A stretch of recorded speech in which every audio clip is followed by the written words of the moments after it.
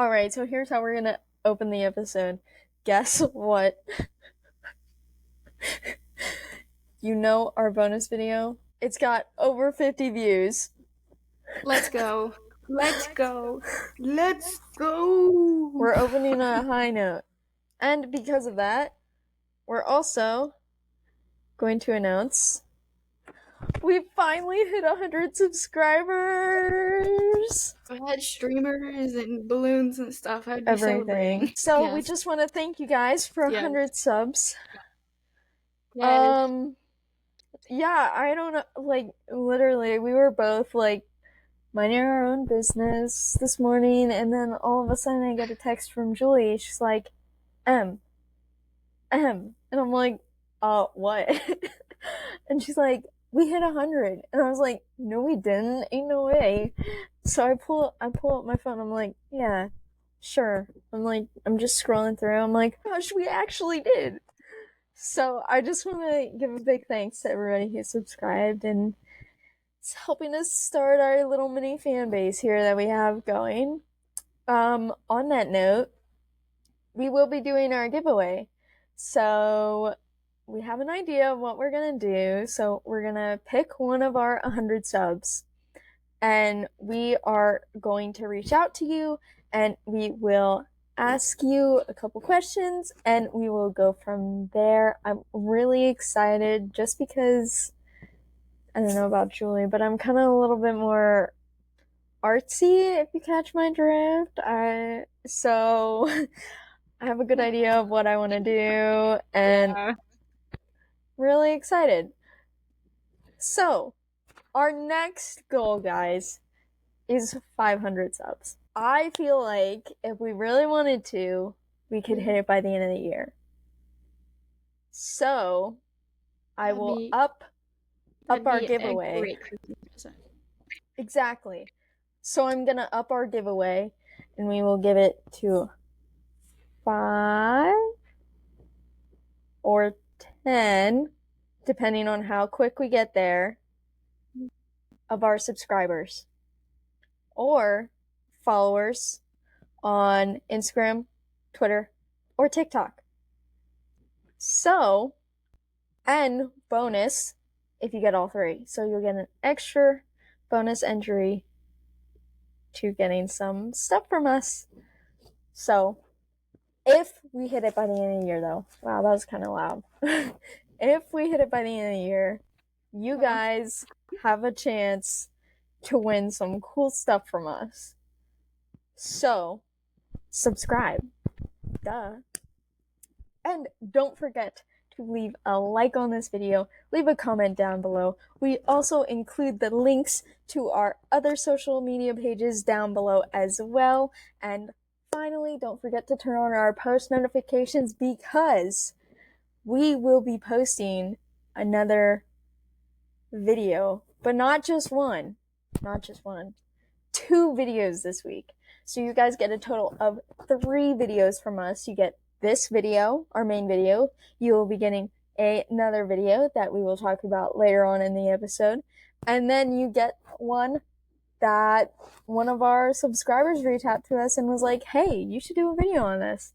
So we're going to do a video on that, and that will come out probably, I'm thinking, Friday or Saturday. And our other video will come out maybe Wednesday or Thursday. And this video is obviously coming out on Monday. So you get 3 videos from us this week. So turn on the post notifications so you stay up to date on the videos and what we are talking about.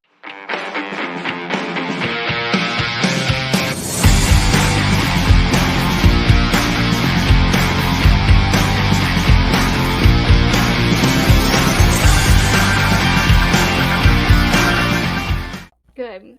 And now to stupid statistics. So we have a lot today, so hold on tight because we're going to be here for a second.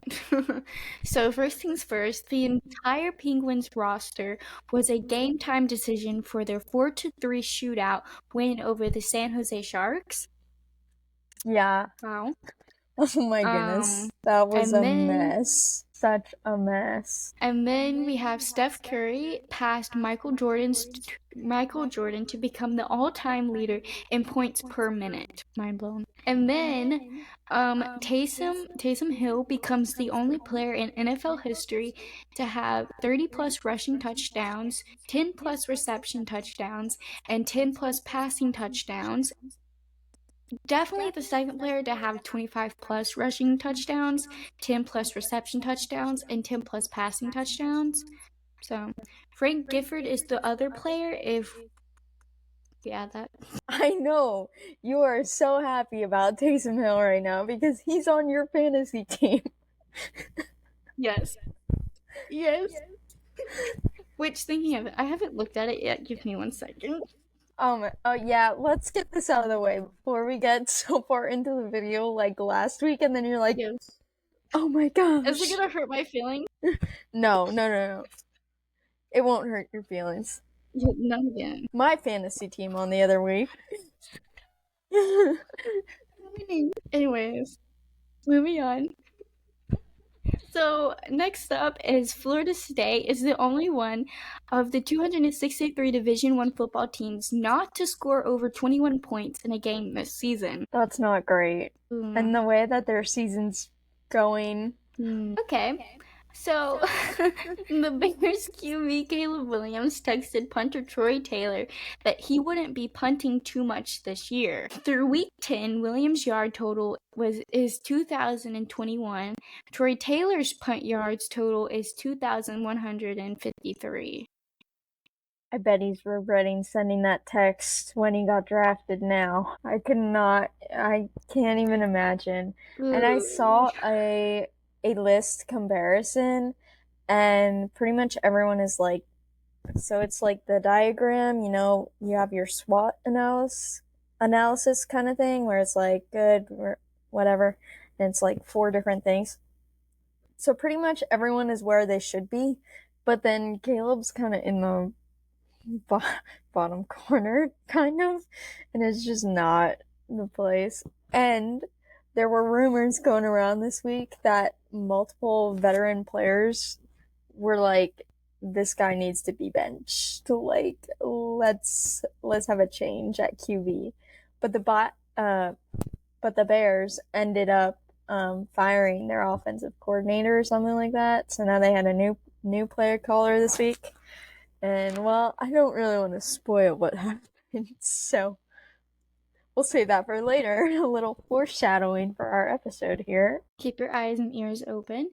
So, the winning percentage as Jets starting quarterback, Aaron Rodgers is 0.273. Sam Darnold is 0.342. Zach Wilson is 0.364. It's great, with the fact that Aaron Rodgers has the worst percentage. I don't know. Do they need to go to their backup QB? I mean, he's a staple, but I don't think he's stapling anymore. But moving on. San Antonio Spurs coach Greg Pop suffered a stroke November 2nd. He's expected to make a full recovery. That's rough. I feel so bad for him. Yeah, That's and not a the fun thing to Spurs. experience. I've had a couple in my family experience that. Yeah, and the Spurs came out and they said there's not a recovery timeline out yet, or there is. It's just not public knowledge. But I feel bad because honestly, I remember like growing up and watching him coach, and he's been coaching for years now. So it's kind of unfortunate to see this happen. So prayers out to Coach Pop. And then an interesting way to end our stupid statistics. Jake Paul has more wins at the AT&T Stadium this year than the Dallas Cowboys. This is not a surprise. Not only that. So, I don't know. Did you see last week how the sun was blinding the players? Did you see that at all? Yeah. So I did. So for the fight, they put out blackout curtains over the windows. So they did that It's like for they don't a want them to boxing win. match. Like, Yeah, exactly. So they'll put up blackout curtains for a boxing match, but they won't for their own home games. Like, and then, oh my gosh, Jerry Jones comes it, out and he's like, um, well, it was designed to be this way. It was designed to encompass the outdoors or something like that. I'm like, dude, you're an idiot, first off. You shouldn't even come out and say that because it's not even like home field advantage at this point. Like, come on.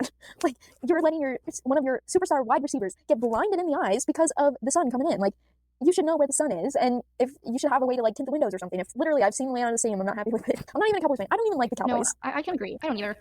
I don't. Mostly because I hate to say this, but most of the fans I've met were not nice people to me because I said I was a different fan for another team. But we can cut that out. Awkward. I've had the same, well, not the same experience, but Anyways, all right. So we'll move over to soccer now. We'll switch things up on you guys. It is the international break, kind of. Um, so there were no club games this week, unfortunately. Kind of sad, kind of disappointing. But we did still have soccer, so I'm not overly complaining. So one thing that's notable that happened, Israel that's ranked 81st deep beat breath. Belgium who's ranked 6th. 1-0 with a goal in the 86th minute. There we go. I didn't fumble that. So this is surprising because there's 200 some ranked 200 some countries and so Israel's about, they're not great, but they're not bad. Um Actually, I don't even know if that's true. I don't even remember how far the rankings go. But the fact that they're 81st and they beat Belgium, and Belgium is supposed to be a really good team, but sus there, I'm not gonna lie. And then Germany won 7-0 over Bosnia and Herzegovina. And that I really wish that I had watched, but I didn't. So I can't really talk to you guys about that. But one game I did in fact watch, and you all know I watched because I enjoy watching the boys, is the USMNT national team beat Jamaica 1-0. So it was a kind of game. So I was pleased with how we started the game. We came out and we scored in the 5th minute with a kind of counter-attacking goal from Ricardo Pepi. Um, he's having a great season, honestly. And apparently he's getting interest from the other, but it was a semi counter-attacking goal from Ricardo Pepi within the 5th minute. So I was really pleased that we came out and we scored early. The state of the field at Jamaica was terrible. Well, okay, I've seen worse, to be fair. I've seen worse. But it was like the ball was in slow motion half the time. And I was like, what the heck is happening here? Like, I don't even know what's going on. And I'm just like watching it. I'm watching our players like absolutely nail it. And it's just like, and I'm like, okay, well, that's not great. And I don't know, I wasn't really happy with it, but like I'm glad that it wasn't like the same thing that happened with Brazil and whoever they were playing cuz the score was 1-1 and it was in the last couple minutes and the home team turned on the sprinklers so they popped up from the grass and they had to stop and wait for them to like yeah, they stopped a counter or something like that. It's crazy. And then, yeah, so sorry I'm kind of going off topic a little bit here, but, and then Mexico's head coach got hit in the head with something and he started bleeding, like, all the way down from, like, I want to say it was a Nicaragua fan, I think. Not so sure. Um, After they Ooh. lost, but I'm like, Really putting the L in L tree. um, but yeah, so sorry, another fuzzy right there. Um, but yeah, it was very good. Well, okay, it wasn't very good. It was a pretty decent showing from USMNT, and a little good statistic here for you guys. So Poch already equaled Greg's record of one away win in CONCACAF play. If that doesn't tell you how bad of a head coach he is, like, that's not great. So one away game that he's won, and he's already tied Berhalter's record. So that's great. But this is the U.S.'s first shutout road win since Cuba in 2016. Not saying, just saying how bad of a coach Berhalter was, but anyways. And this is also USMNT's first shutout win in Jamaica since 1994. So I'm really happy about both of those. I feel like I had something else to say about USMNT, but oh, I know what it was. So Tim Weah has served his 2-match ban for his red card in the Copa America. I want to say it was the Copa America where he got that red. So he is back in the squad for our game tomorrow night, Monday night. So excited for that. We have the 1-0 aggregate, and now we're playing at home. So hopefully the crowd shows out here. We win, so we can advance. But I think that's all I have for soccer, honestly. Yay! Very delayed, yay. Yes, a very delayed yay. Alright, now to the NFL, and I will be doing the scores like I usually do, because that is my current saying, like I always say every week. So we are recording this a little bit early. So again, I will let you know what the scores are for the Bengals and the Chargers game. I will just let you know the Chargers are winning. Sad news, but they've still got time. They can pull it in if the Bengals want to win. They got this. Anyways, okay, so we'll see. The Eagles beat the Commanders 26-18. The Dolphins beat the Raiders 34-19. Saints beat the Browns 35-14. Colts beat the Jets 28-27. Vikings beat the Titans 23-13. Packers beat the Bears 20-19. Lions beat the Jaguars 52-6. Rams beat the Patriots 28-22. Steelers beat the Ravens 18-16. Seahawks beat the 49ers 20-17. Broncos beat the Falcons 38-6. Bills beat the Chiefs 30-21. And like I said, the Bengals and the Chargers are currently playing, and the Chargers are currently winning, but it's just the start of the third quarter, so we'll see what happens. It is currently, I think I said it was 24-6, and the Bengals do have the ball, not the balls. They actually just punted the ball. Texans versus the Cowboys. Good to know. And then the Texans versus the Cowboys are tomorrow night at 8:15 p.m. Eastern time. What happened tonight? A lot happened. All I have to say is I am so excited that the Bills beat the Chiefs. And if you're a Chiefs fan, congratulations on all the wins. But it feels good for them to be kind of humbled for once, you know? Everyone needs to be humbled. Well, I wouldn't even say That's that they my needed to one be humbled. They just needed the refs to stop screwing over the other teams, but sue me. Yeah, come after us in the comments. We don't have to read them. Literally. Okay, well, I had another thing, but I'm gonna start out with saying something else. So, I don't know what it was, but I'm telling you, all the kickers, it felt like they just kept missing. I don't even know what was going on. Like, what did all the kickers drink? It was just like a miss here, a miss there, a miss, miss, miss. You know, it's like that meme where he's throwing the stuff off and it's just like missed field goal, missed field. Yeah, anyways. But it was wild. Some of these games could have had more points. I believe the Steelers and the Ravens actually, it should have been different. Oh, excuse me.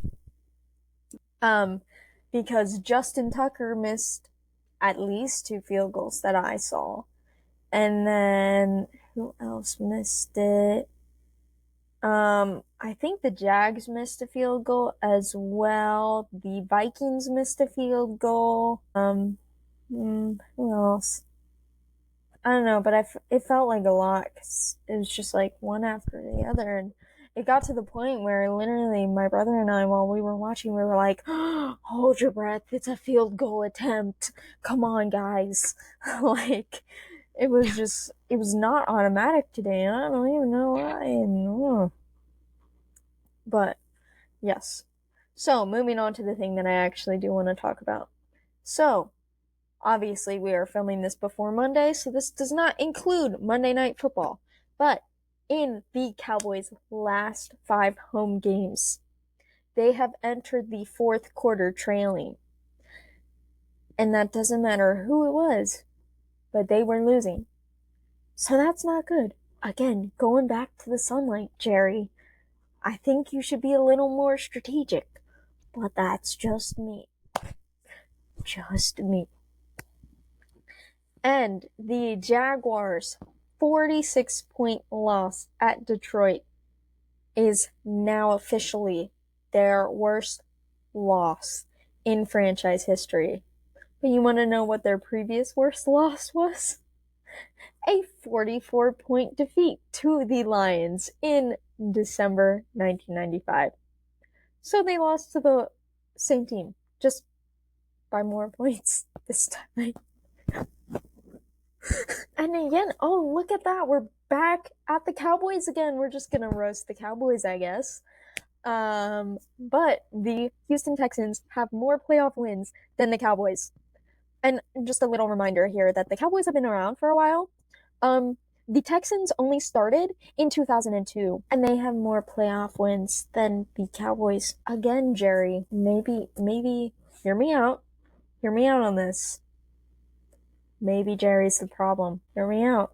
Hear me out. But Jahmyr Gibbs, David Montgomery, and Amon-Ra St. Brown have all scored a touchdown in the same game for the Lions for the 8th time. Now, this is significant because this is the most amount of instances of a trio of teammates in NFL history for them to all have scored a touchdown. NFL history. And they've only been playing together for like, what, a year, 2 years, 3 years? Like, that's crazy. Eighth time that they've all scored. Oh, here's a little interesting tidbit for you guys as well. So, Joe Burrow has thrown 9 touchdowns against the Ravens, and he's lost both games. But guess what? Guess what? The Steelers just beat the Ravens without scoring a touchdown. The Steelers kicker, Chris Boswell, had all of their points today. Sorry, Joe. That's all I can say. Sorry, Joe. We love you. So the Bears defense. This is all in one play, okay? This is all in one play. The Bears defense had 12 players on the field. They were offsides. And they still allowed a touchdown, even with both of those. They still allowed a touchdown. They had an extra player. They jumped and were offsides, so they had the start. They had a jump to go, and they still gave up a touchdown. Bears, what are you doing? Not only that, but they've lost their last couple games by like a point or something. It's crazy. Can't believe it. Oh, the Chargers just kicked a field goal. 27-6. Oh, yeah. I'm telling you, they're whooping the Bengals right now. Yeah, I don't know so what's going on with Joe right now and his team. Poor Joe. Poor Joe. But Vikings rookie quarterback, Jaden McCarthy, we have not mentioned this name as of recently. but he just underwent a second surgery on his right knee to reduce the swelling in his knee that was coming up after he was rehabbing it. Apparently, this doesn't change anything to his recovery timeline, but I guess we'll see and if the surgery helps him or not, or it just makes everything worse. But hopefully it doesn't. Lions linebacker Alex Anzalone broke his forearm and he's expected to be out 6 to 8 weeks. This is unfortunate because, Aiden Hutchinson is out and the Lions defense is kind of hurting a little bit right now, but that's not great for them. So unfortunate. But some good news about Hutch. He actually posted a video, I believe it was on Saturday, of him walking in the pool. So that's good for him. It looks like he's gonna make a good recovery. And 49ers tight end George Kittle did not play at all this week because of a hamstring injury, and the 49ers just didn't want to risk him. And then 49ers defensive, or we're just going to stick with that because it's either defensive end or the edge. And he re-aggravated his groin injury in the second half of their loss to the Seahawks this week. And when he went out of the game, the Seahawks went and scored 14 unanswered points. Well, I don't know if it was unanswered, but it was definitely 14. And that just sucks for the 49ers because they really should have won the game. But after Nick Bosa went out, the Seattle Seahawks offense was kind of just like steamrolling over them. I'm not going to lie. So, not great. Okay. So, for F1, be sure to be on the lookout for our F1 video this week, where we will be previewing this upcoming race weekend. If you really want to know the constructor standings, check out our last video because the standings haven't changed. We'll include a timestamp or the video depending on when you're watching this. Word. All right, to the radar point.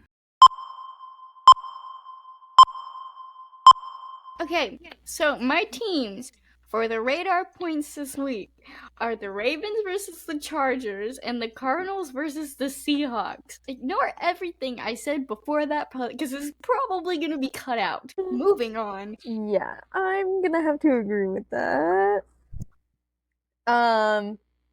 They're going for a field goal rather than going for two, so that's 13-27. Okay. Anyways, and then my games, even though it's really only one game, is USMNT versus Jamaica. That is the home leg for the US. So it should be a good game. We already have the 1-0 lead on aggregate, so we just need to really clear out this next leg. So that way we can advance in this competition. And then my second thing to watch is the Las Vegas GP on Sunday. Championship stuff can happen this week. So I think it's going to be interesting to watch. Will Max clinch his fourth title, or does Lando come back and get a win here and kind of cut into the deficit? So realistically, Lando needs to win and get fastest lap to kind of pull the points back. So even if Max finishes second, he pulls it to 60. But then that's kind of a lot of pressure on for what's after Vegas. Oh, it's on the back of my tongue, but let me look. Is it Qatar and then I keep Abu wanting to Dhabi? say something else. Qatar. Okay. Yeah, because I wanted to say Abu Dhabi, and I was like, no, that's That's December. the end. What's the week before that? It's Qatar. Yeah, so a lot of pressure on here for this week, especially with championship complications here. Yeah, so lovely. So that's the end of our video. That is the end of our video.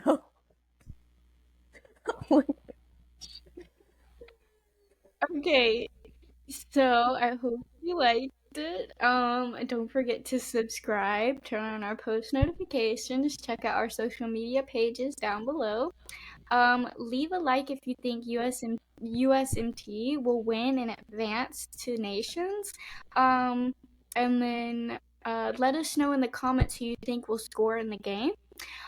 We are now trying to get to 500 subscribers. So, one last thing is to be on the lookout for another video or two from us this week, which will probably be F1, as you guys know, and whatever we decide to put out next. Yeah, that's right, because we didn't put out enough. Well, we have we have stuff. It's just gonna extend our episode maybe a little bit too long for you guys. So we're breaking it up for you so that way you can just strictly Yeah. watch F1 for us, and then NFL and soccer are in this video along with stupid statistics, our favorite. So, along and radar points. So, that's it for this week's episode, guys. Thanks for watching.